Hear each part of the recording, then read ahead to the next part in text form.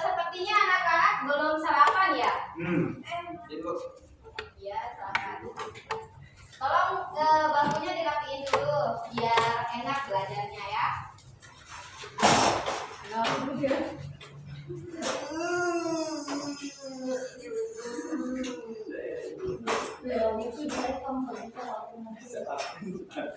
Sudah rapi. Baik, sebelum kita memulai pembelajaran pada pagi hari ini, sebelumnya Ibu akan ice breaking untuk tahu segimana sih fokus dari anak-anak, gimana sih semangatnya untuk belajar pada pagi hari ini. Sudah siap? Siap. Minta tolong jangan pegang HP.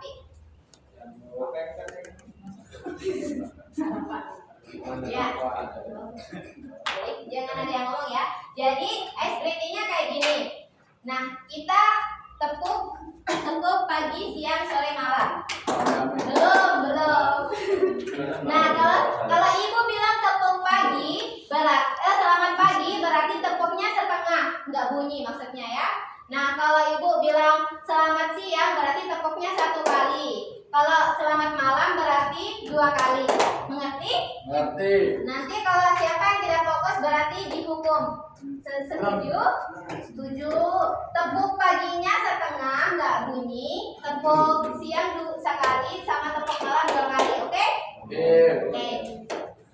Pemanasan dulu ya. Tepuk pagi. No. Udah nggak? Siapa yang udah fokus? Ngantuk. Jangan difokusi. Ya, ayo tepuk pagi. Selamat pagi. Selamat siang.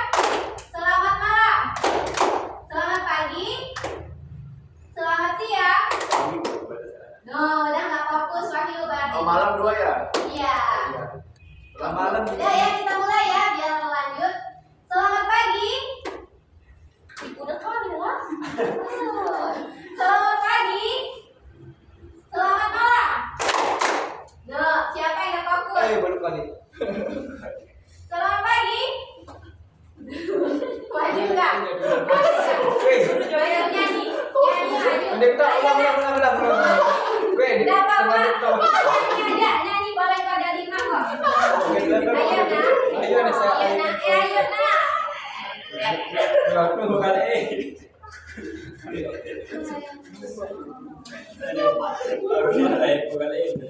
Ya, ini Nak Agil kurang fokus ya. Udah sarapan Agil? Wadah. Udah sarapan Agil? Udah, ayo.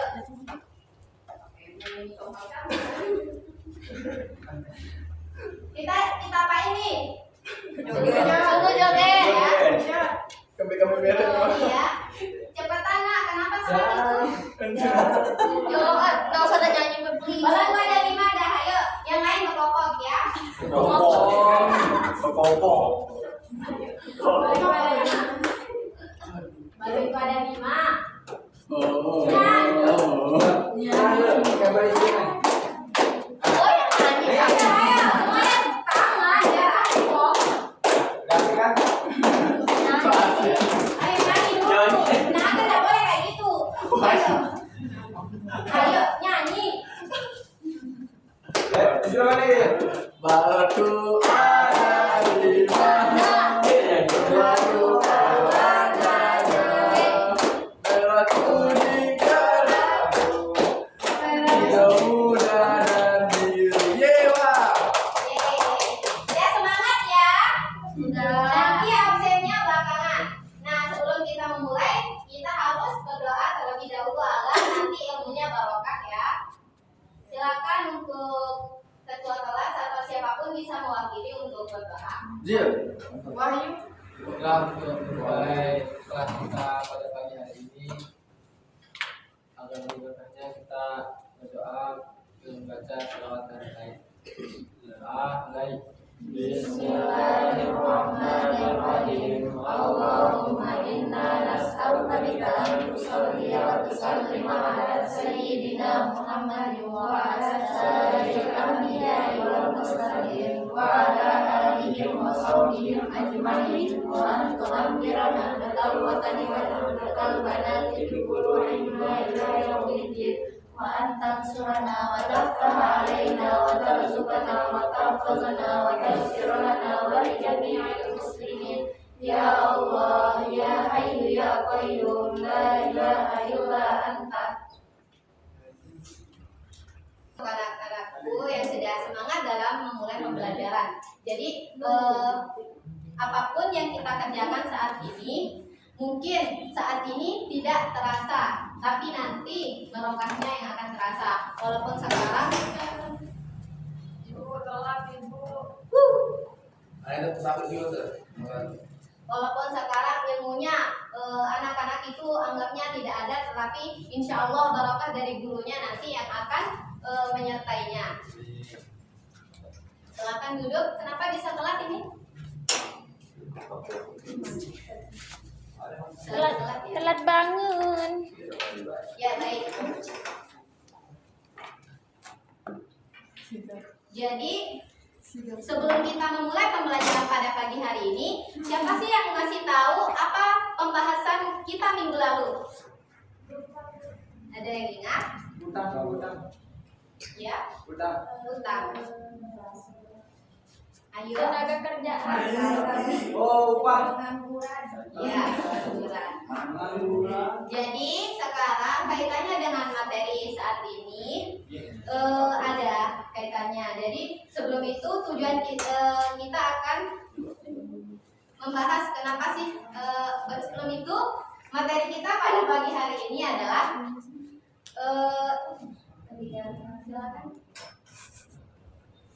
kebijakan moneter dan kebijakan fiskal dalam perekonomian.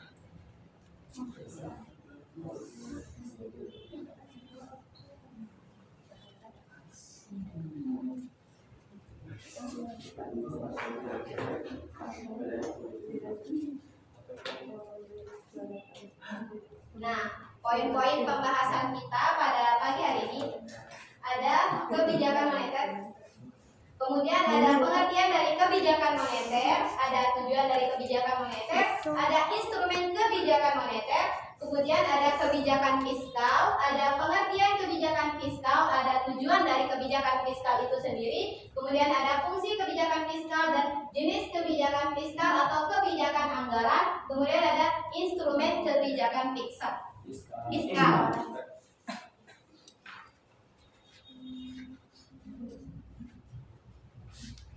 Nah, jadi di sini pengertian dari kebijakan moneter. Jadi sebelumnya anak-anak ibu tahu nggak? Sering nggak anak-anak ibu ini melihat fenomena yang terjadi di sekitar kita bahwa ada yang sering sekali terjadi, mohon HP-nya di sini dulu. Sering kali terjadi adanya harga barang yang sering berubah-ubah. Siapa yang sudah melihat itu? Yang terjadi di lingkungan kita. Harga barang kadang naik, kadang turun. Contohnya beras. Ya, baik. Kadang harga beras itu kadang naik, kadang turun. Nah, itu yang disebut dengan inflasi. Nah, jadi kebijakan moneter ini adalah upaya yang dilakukan oleh bank sentral. Bank sentral itu ada yang tahu? Bank sentral itu apa? Ya, bank sentral dari negara kita itu ada Bank Indonesia atau biasa sering disebut dengan BI. Nah, kebijakan moneter adalah upaya yang dilakukan oleh bank sentral suatu negara untuk mengendalikan jumlah uang yang beredar di dalam perekonomian. Jadi, kebijakan moneter itu dilakukan oleh bank sentral di suatu negara, khususnya di negara Indonesia ini, untuk mengendalikan jumlah uang yang beredar dalam perekonomian. Tujuannya itu agar jumlah uang yang beredar itu tetap stabil, agar tidak merosot, nilai rupiah itu tidak merosot. Nah, kemudian kebijakan moneter diterapkan pemerintah melalui Bank Indonesia berdasarkan, jadi kebijakan moneter itu diatur dalam Undang-Undang Republik Indonesia Nomor 6 Tahun 2009 tentang penetapan peraturan pemerintah pengganti Undang-Undang Nomor 2 Tahun 2008 tentang perubahan kedua atas Undang-Undang Nomor 23 Tahun 1999 tentang Bank Indonesia menjadi undang-undang. Selanjutnya. Berbagi.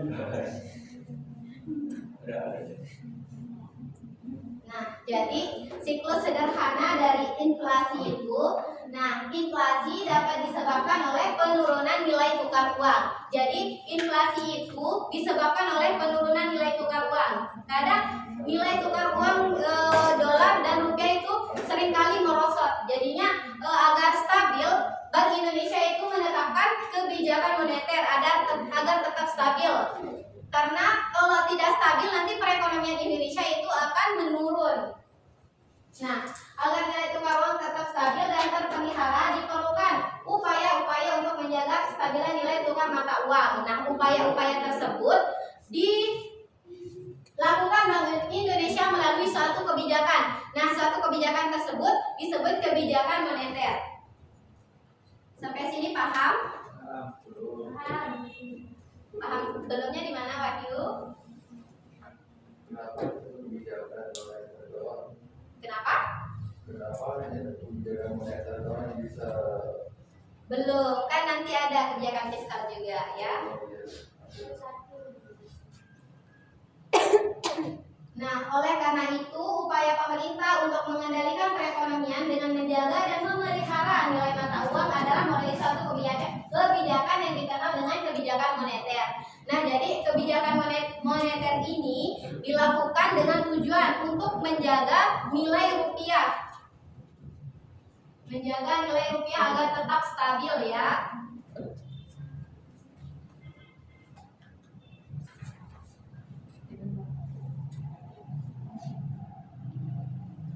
Dari kebijakan moneter itu.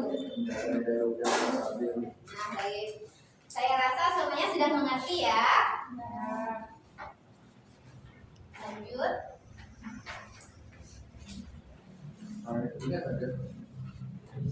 Baik. Nah, kebijakan moneter dilakukan untuk mempertahankan. Nah, kebijakan moneter ini dilakukan untuk mempertahankan, kuncinya mempertahankan, mengurangi atau menambah jumlah uang yang beredar dalam masyarakat. Menambah dan mengurangi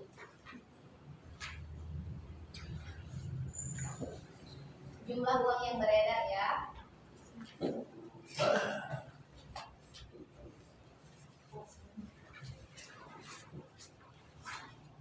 Dalam masyarakat, khususnya masyarakat Indonesia pastinya.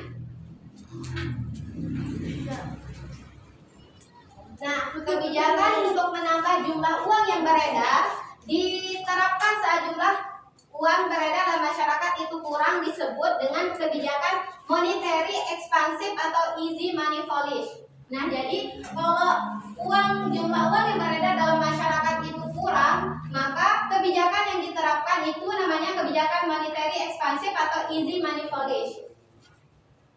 Nah, ketika uang yang beredar dalam masyarakat itu berkurang,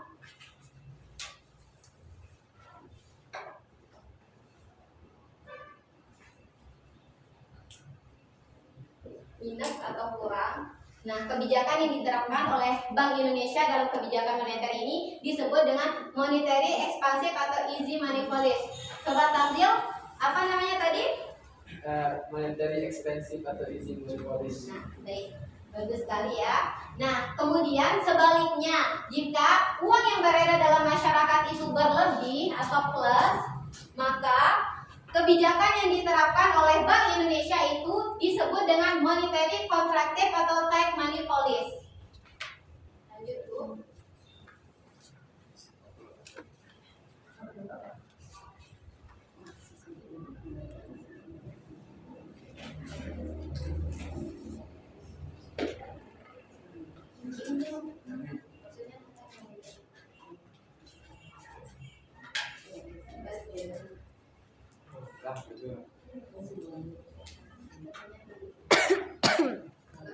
Nah, di sini ada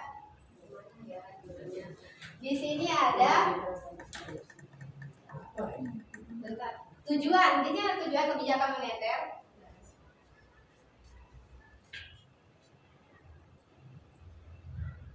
Itu terakhir ternyata salah. Nah, di sini ada tujuan kebijakan moneter. Coba Agil bisa dibaca dari tujuan dari kebijakan moneter itu. Jadi kebijakan moneter yang dilakukan Bank Indonesia itu bertujuan untuk bagaimana mencapai dan memelihara kestabilan nilai rupiah. Ya, stop dulu.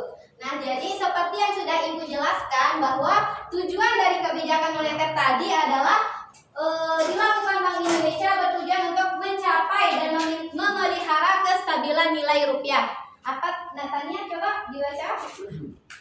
Kebijakan moneter itu dilakukan bertujuan untuk mencapai dan memelihara kestabilan nilai rupiah. Nah, bagus sekali ya.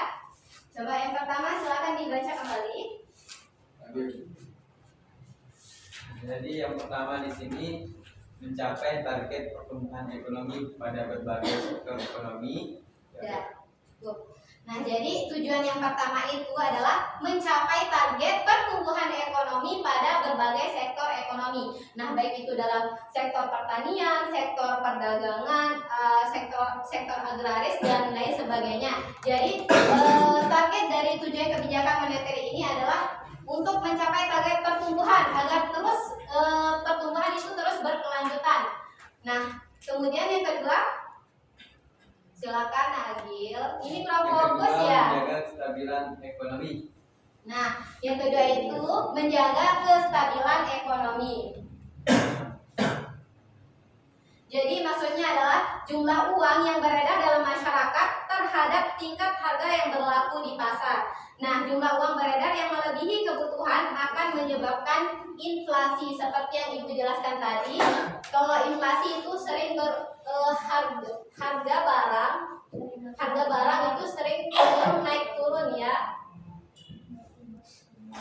Cenderung naik turun.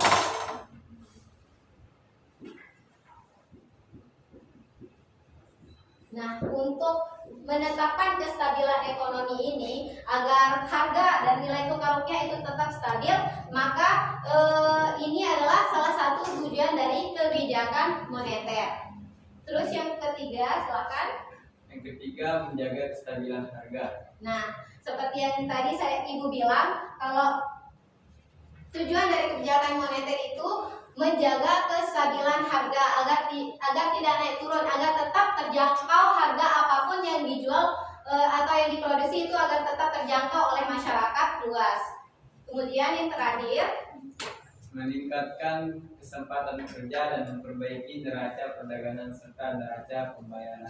nah selain dari yang ketiga di atas tadi, tujuan kebijakan moneter juga dilakukan untuk meningkatkan kesempatan kerja dan juga untuk memperbaiki neraca perdagangan serta neraca pembayaran.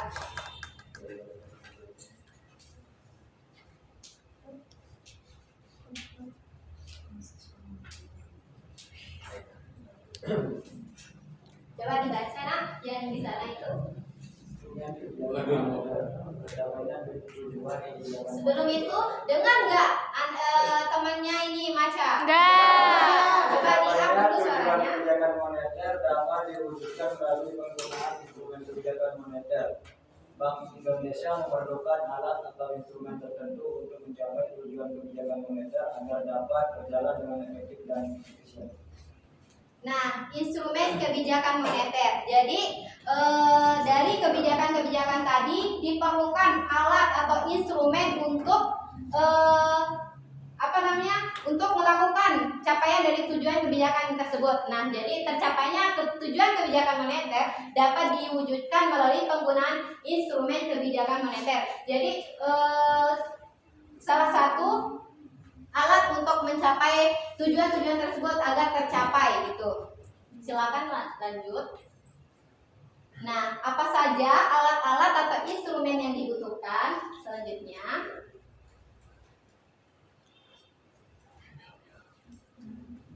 Nah, di sana ada instrumen kebijakan moneter. Silakan dibaca, Nak. Yang pertama. Instrumen kebijakan moneter pertama, kebijakan diskoto atau discount rate policy. kebijakan diskonto dilakukan Bank Indonesia dengan menaikkan atau mengurangi tingkat suku bunga dalam menangani jumlah uang yang beredar. Lanjut Bu. Nah, tunggu dulu ya. Nah, yang pertama itu sebentar ya.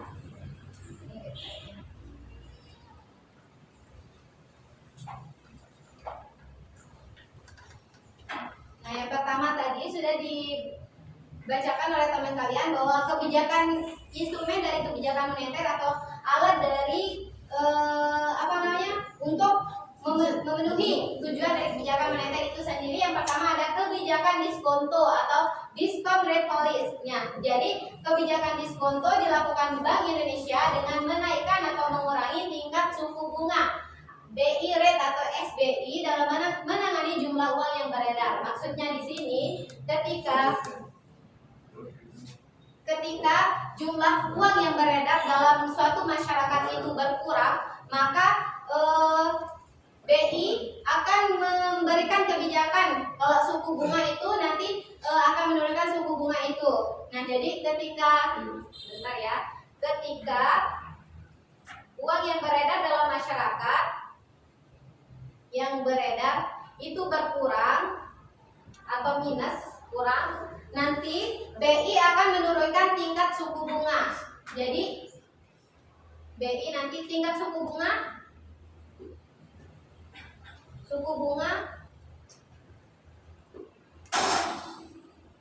akan menurun, sehingga banyak orang yang akan melakukan seperti belanja dan lain sebagainya karena tingkat suku bunga pada saat itu menurun. Jadi agar untuk memperbanyak uang yang beredar, nanti tingkat suku bunganya itu akan menurun. Nah, ketika uang yang beredar itu plus atau banyak, nanti BI akan menurunkan tingkat suku bunganya. Nah, menaikkan.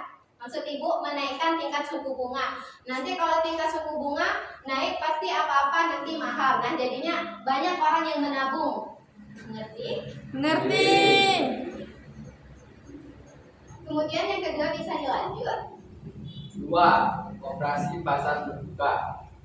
Kebijakan operasi pasar terbuka dilakukan untuk menambah dan mengurangi jumlah uang beredar melalui penjualan dan pembelian surat-surat berharga. Nah, jadi yang kedua itu ada operasi pasar terbuka. Nanti BI akan menjual surat-surat berharga seperti obligasi. Tahu apa? Ada yang tahu obligasi? Obligasi adalah surat hutang. Jadi nanti ketika untuk mengurangi jumlah uang yang beredar melalui BI bisa melakukan operasi pasar terbuka melalui pembelian surat-surat berharga seperti tadi yang dijelaskan, ada saham, ada obligasi dan lain sebagainya.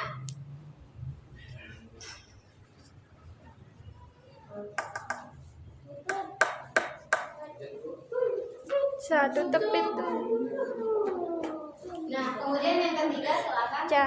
3. Penentuan cadangan kas atau cash ratio. Nah, Penentuan kemudian cadangan kas dilakukan Bank Indonesia dengan menaikkan atau menurunkan cadangan kas minimum yang harus dimiliki Bank Indonesia. Nah, seperti yang Ibu jelaskan tadi, kalau jumlah uang yang beredar atau yang beredar dalam masyarakat itu berkurang atau bertambah, nanti akan ditentukan oleh penentuan cadangan kas yang dilakukan oleh bank-bank umum melalui menaikkan atau menurunkan cadangan kas minimum yang dimiliki oleh bank-bank umum itu sendiri. Terus yang keempat, lanjut. 4. Kebijakan kredit selektif. Kebijakan ini dilakukan untuk memberi persyaratan kredit yang ketat untuk memperoleh pinjaman dari bank, karena ketidaktepatan pemberian kredit dapat menyebabkan inflasi.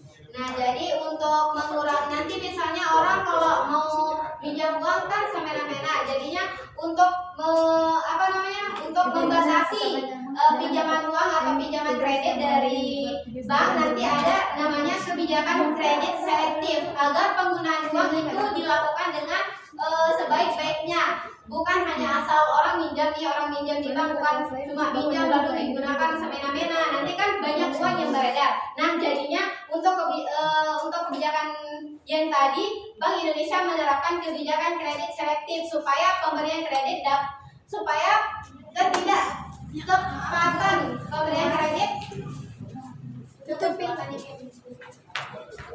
karena ketidaktepatan pemberian kredit dapat menyebabkan inflasi supaya masyarakat yang meminjam uang di Bank Indonesia itu menggunakan uang tersebut dengan sebaik-baiknya. Mengerti?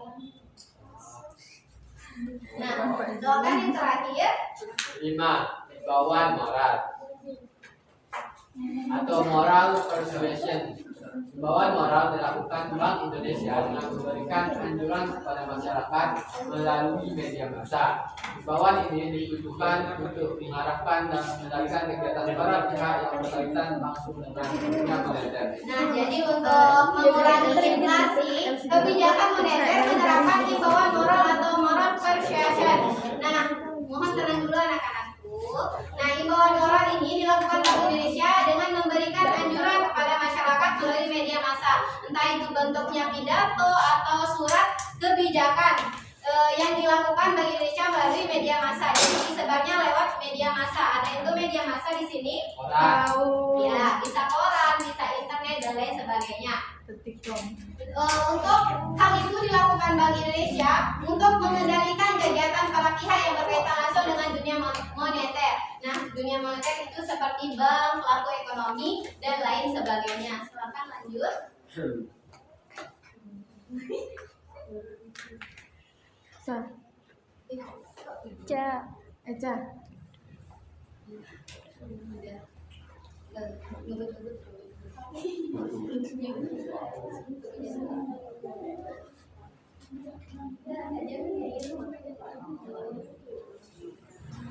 Nah, di sini ada tujuan dari kebijakan fiskal. Selain kebijakan moneter, Bank Indonesia juga menerapkan kebijakan fiskal.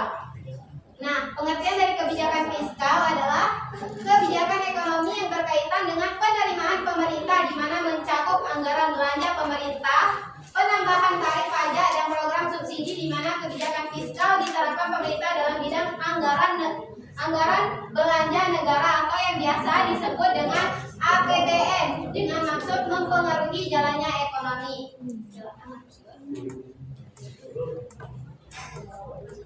Nah, di sini ada tujuan dari kebijakan fiskal, bisa dibaca. Yang pertama, Elsa dibaca. Tamzil.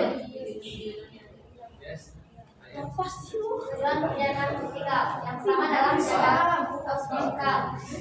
Pertama, menjaga kestabilan ekonomi. Yang kedua, meningkatkan produksi nasional bruto dan pertumbuhan ekonomi. Yang ketiga adalah memperluas kesempatan kerja dalam rangka mengurangi angka pengangguran dan kemiskinan. Yang keempat adalah menstabilkan harga barang. Yang terakhir adalah menciptakan pemerataan distribusi pendapatan. Nah, di sini ada tujuan kebijakan fiskal di mana tujuan kebijakan fiskal ini adalah sama saja dalam umumnya itu menjaga kestabilan ekonomi yang ada di Indonesia ini. Bisa silakan lanjut.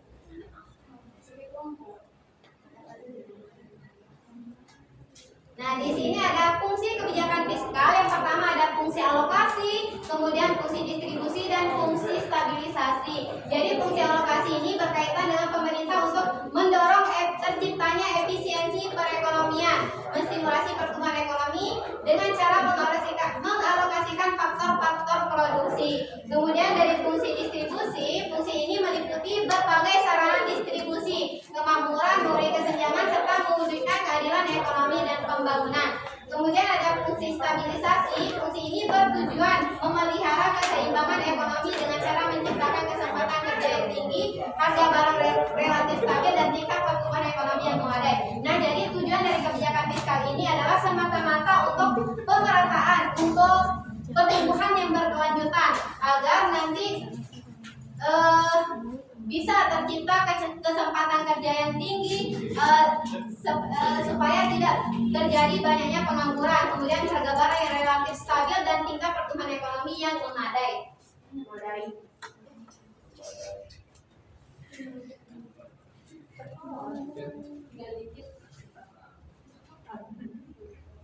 Nah, kemudian di sini ada jenis kebijakan Fiskal. atau kebijakan anggaran. Bisa dibaca, nah Tamzil lagi. Kebijakan anggaran.